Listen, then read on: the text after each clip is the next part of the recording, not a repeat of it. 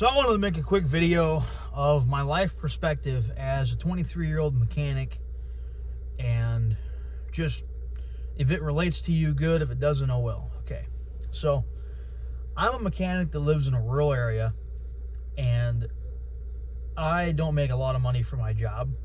I do not make a crazy amount of money, but I want to talk about the housing crisis first because that's kind of affecting me. And I want to talk about a couple other things that are just random stuff that are happening in my life right now, and see if you can relate to it. So the housing crisis is definitely going on right now. Interest rates for house buying are going up, and the rent is going up for all these apartments. And there's a lot of things that are going on right now that you have to look at before you talk about the housing crisis. The first thing is that most people live in a city because the population in cities is higher. So if you take the rural area of Iowa, all of it, and you compare it to the city of Cedar Rapids, the city of Des Moines, and then the Quad Cities, you're going to realize that the population of the rural area is like the same or less than those cities. And I'm sure there's other cities I'm missing. I'm sure there's other cities, but basically all the cities in Iowa have a higher population than all of the rural area in Iowa, even though the rural area is a larger area. And there's a lot of places in cities that have a whole lot of rental houses and rental apartments because landlords are smart. They're going to buy a place, they're going to cash flow that place, they're going to take the cash flow from that place, pay it off, they're going to take that place, and then they're going to use that place to cash flow another place that they buy. And, they start at 25, 30 years old. By the time they're 60 or 70, they've got 10 or 15 places. And then they take those places, and then they rent those. They give them to their kids, and then they inherit the rent. And then they rent those places out, and then their kids buy more rental properties. And that's how it goes. But you have a whole bunch of people in cities complaining about the housing crisis in the city. And there's definitely a housing crisis in the city because I looked at apartments today in Des Moines, Iowa, which is not exactly a crazy amount of income required to buy a place in Des Moines. And the rents in Des Moines are insane. Most one-bedroom apartments are $2,000 a month. And that means that you have to make at least $6,000 a month for that to be reasonable, because you don't want to spend more than like a quarter or a third of your income on a place. And that's rent. You kind of want to spend even less on a house because a house has hidden expenses like your water heater goes out, okay, well your furnace goes out, blah blah blah. Well, the way I was raised as a broke ass. My family didn't have any fucking money. And I'm talking about we weren't broke we don't get to go to the movies every month, or we don't get to go out, most of the time or whatever. We don't get to go out and eat all the time. No. I went to the park 10 times as a kid. My parents never went out to eat. They never did anything like that. They never did anything with us. I think I went to 3 museums the entire time that I was from 1 year old to 18 years old. And ever since I turned 20, when I got my head out of my ass, I busted my ass at work every single day as a mechanic to make ends meet for the first year. And the second and third years, now I'm 23 years old, those years I was already actually starting to build something. And even after building something for 2 years, after busting my ass for 2 years, just getting out of the make ends meet part, I can barely afford to buy a house on my income. And that's income from my job without overtime. I can work overtime, I can make more money, and I have a bunch of different side hustles I do to make extra money. One of the side hustles is scrapping metal. And a lot of people look down on scrapping metal as it's not a very high IQ way to make money. But I'm not a crackhead rolling into the scrapyard with a bucket of copper. okay? I scrap cars. I scrap appliances that people have on the street corners. I have a business on Facebook where people will message me and say, hey, you know, I got this junk. You want to come pick it up, blah, blah, blah. I charge them a fee to pick it up because I'm not going to do it for free. And that's how I make money scrapping. That business is very inconsistent. It doesn't make a lot of money in terms of net profit. But my best month, I made about $2,000 profit. So that was all right. Not a crazy business, not an amazing business, but when it does make the money, it makes the money. Just another side gig, and that's why it's a side hustle, because there's not enough scrap metal to warrant that being a main business, if you know what I mean. Another side hustle I do is I do a lot of side jobs, working on cars, working on motorhomes, working on car trailers, whatever. And the thing about side jobs is that you really want to have your own LLC and you really want to have some business insurance. There's no way to do it without that. I mean, there is a way to do it without that, but if you get sued, I mean, you're done.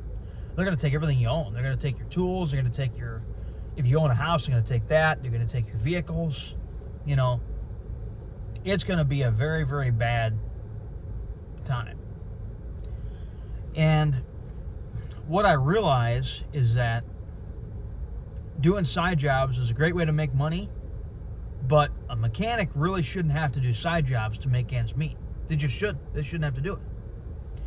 The third business model that I'm doing is TikTok Shop Affiliate Marketing. And a lot of you probably heard of that already. Went all over everywhere in 2024. But basically, you make videos of products and you tag the product to the video.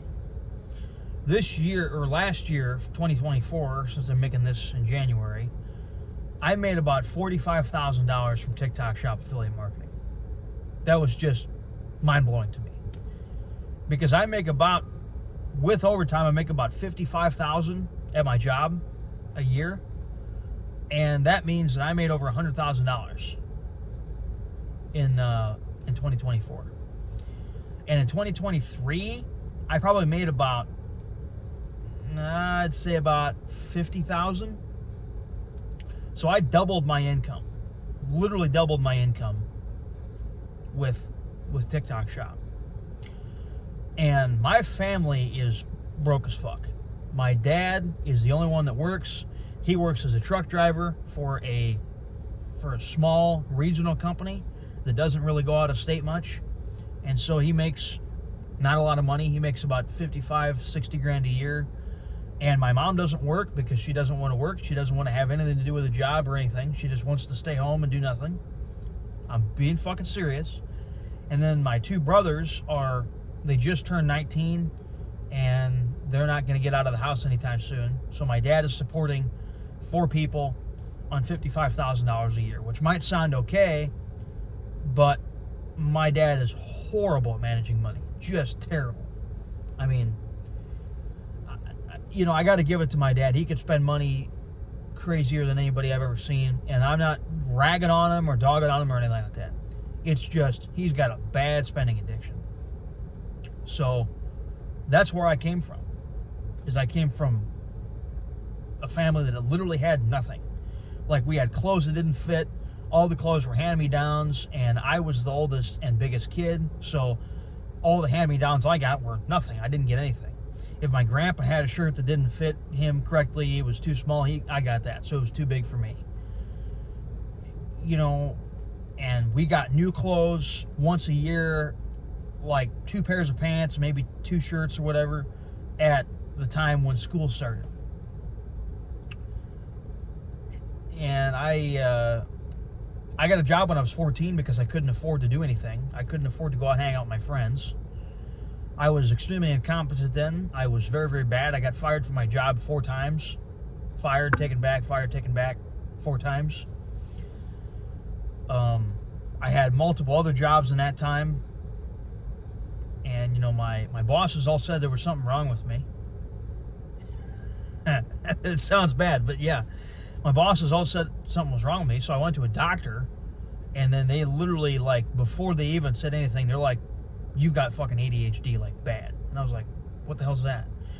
So they talked to me and they did this and that, did some testing, and they're like, yeah, you've got ADHD. You literally have every single symptom of ADHD. And then I researched it further, and I asked them what it was, and asked a bunch of questions, and basically they said you can't focus on anything, you can't remember things very well, and you're hyperactive. And that literally described me 100% in school.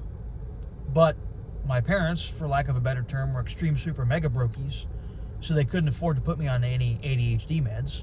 Of course, there was no health insurance to go around because my dad worked jobs that didn't have any health insurance. So I was never put on medication to fix the ADHD, or at least modify it in some way. So that's why I got fired from a bunch of jobs. Now, I'm not going to say that, maybe it was me, maybe it was the ADHD, maybe it was a combination. But there was a lot of issues I had back in my childhood, and I didn't really have a childhood. I just kind of didn't. If I wasn't working at my job, I was staying home, and I would go out and spend my money on things that I wanted, clothes and whatnot, to just basically have clothes. And it was kind of a crazy experience now that I look back on it, because we had vehicles that didn't run. My family was the one family that had like 10 vehicles, and 2 of them ran. The 2 that ran had like 300,000 miles on them, and there were so many problems. Like the doors were sagging, the door pins were wore out, the radio didn't work, the heat didn't work, the thermostat stuck open, all the tires are bald, the brakes are shot, all this stuff. But the car still somehow runs, so that's how we got around. That's literally where I came from. And so, I watch a lot of online internet influencers that talk about starting businesses and this and that. And everybody says that, working a job is terrible, it's trash, it's bad, working a job is horrible because it doesn't pay you a lot of money. But from where I came from, what I'm making now may not be a lot of money, but it's way more than I ever made in my entire life. And I'm able to actually do things now. I'm sitting in a car that has working heat. Everything's good. The only thing wrong with it is that it needs a new rear wiper blade, because the rear wiper blade, I had some ice on it and ripped the shit out of it. So I have never had this kind of experience before. I've just been so broke. I was broke in the way that I couldn't invite a woman over. I couldn't invite a girl over. I never got a girlfriend in high school because I thought, why would I invite her over to my house? She would just leave. It smells. It's bad. It's just bad. And I was afraid of women because I didn't have anything to show for myself. I didn't think I was worth anything. And if you're in my position now, if you are in a position where I was back then right now, let's say you're a 14, 15, 16-year-old kid that, is stuck with parents that are complacent, let's be honest. They don't want to do anything. You have no self-esteem. You don't want to invite a girl over. You don't want to talk to a woman because she might figure out who you live with, or who your parents are, or how you live in your house. It gets better. Okay? Bust your ass. Get the fuck out of there. That's been my life, and I'm glad I got out of it.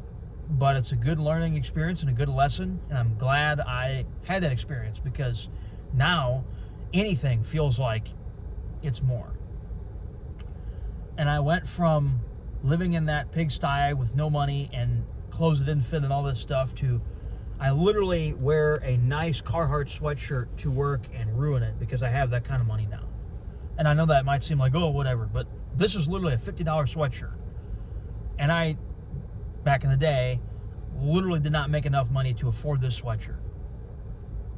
That's how bad it was. And there was no way I could afford this car back in the day. And this is a 2010 Chevy Equinox. It's not anything special. It's just a car. But it works. It's got a brand new engine, there's a lot of things about it that are nice. And I never thought that I would be in this position. I always thought that I would be broke as fuck and I would have nothing. And now I have something. And the biggest achievement for me is that I made all this money this year, so I'm using it for a down payment on the house. I'm buying a house. And it's a absolutely crazy feeling to me that I went from being so broke that I didn't even want anybody to know how broke I was to buying my own house. And it's just insane to me. It's insane to me how far you can come in just 1 year. Just 1 year. And I'm going to be honest, I wasn't very disciplined at this TikTok shop thing. It's still going on. TikTok's probably not going to get banned. I'm sure of it. I'm sure that it maybe not will get banned. That's what I'm sure of.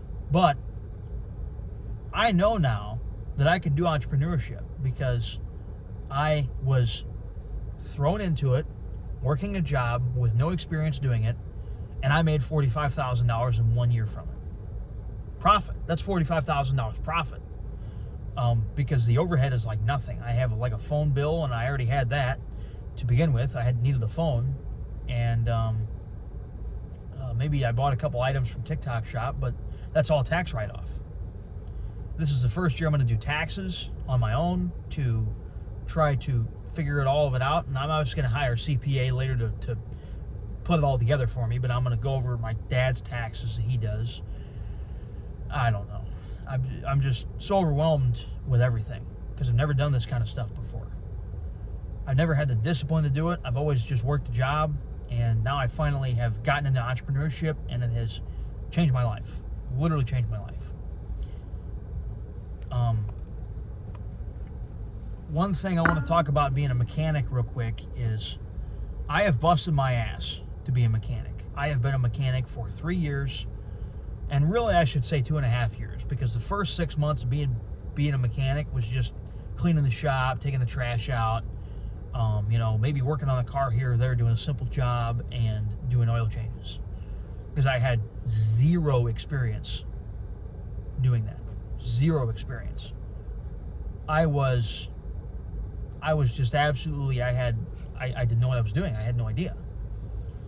And what I figured out was that when you start out with no experience doing anything, you're going to see a lot of things on the internet about people that started when they were 14 years old. Like, I started working on cars when I was 20 years old. My dad thought he could work on cars. No, he can't. He just can't. I'm sorry, Dad, but you can't fucking work on cars. I'm sorry. But I started working on cars when I was already 20 years old. And there's people that were working on cars when they were 14. So by the time they turn 20, they've got 6 years of experience. And by the time I turned 20, I had zero experience. And so that makes me feel very behind, extremely behind. And I bust my ass every year, and I just got a raise to $23 an hour. $23 an hour is what I make now. I don't have any health benefits. I don't have a pension. I don't have a 401k. I have a Roth IRA that I'm investing into, and I have a high yield savings account, things like that.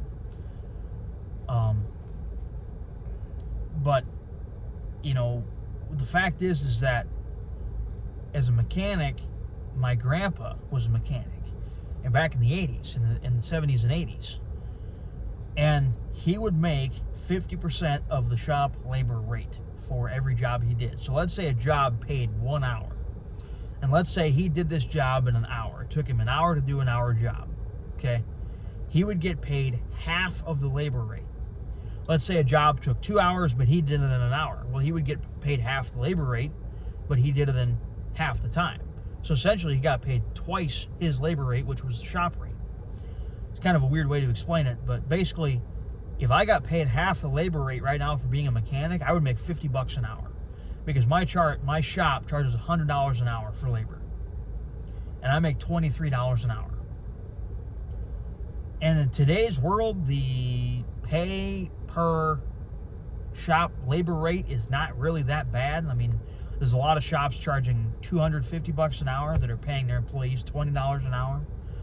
But at the same token, my grandpa worked for shops, and they paid him 50% of the labor, and they were still successful shops because they made the parts markup and they made the rest of the labor.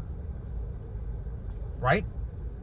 I mean, that's one of the problems of the mechanics industry, is that there's a lot of shops that want top quality, high tier work, but they don't want to send their techs to training other than just the occasional Napa class once every 2 or 3 months, which isn't enough. It's just not. And they don't want to pay their techs a decent wage. That's the problem. Most techs go to fleet shops. Most techs do a lot of side jobs.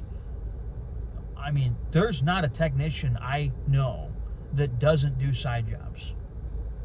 There's not. There's not one technician I know that doesn't do side jobs. That's just what it is. And the fact that you have to go to work for 8 to 10 hours a day and then leave work, come home, and then bring your tools home from the shop, and then work on a car in your garage, or maybe your grandpa's garage, because I'm living with my grandpa right now. You have to work on somebody else's car after work to pay your bills. That is probably not right. I mean, that's how it's always been for me, because I've been broke as fuck my whole life. But I don't think that should be a necessity. I don't think that should be a requirement to just be able to exist. You know, this house I'm buying is going to be a big step for me, because it's going to be half of my job's income. So what I make at my job, I make about, I'm going to say about $2,800 a month without any overtime at my job. This house payment's going to be about $1,250 a month. So it's going to take about half of my income. That doesn't include, the roof flew off, or, the water heater's spraying water all over the place, or the pressure tank exploded. Well, it wasn't a pressure tank, it's in town. But, or a pipe's leaking, and I got a $1,000 water bill because there's water flying all over the place. None of that is added into that. And that's scary. That's scary to think that you're going to have to do side jobs every single night to make enough money, to save enough money, so that way if a problem happens like that, you can fix it. And, for my TikTok shop income, I've saved, I'd say 60 to 70% of that. And that's the most money I've ever had in my entire life.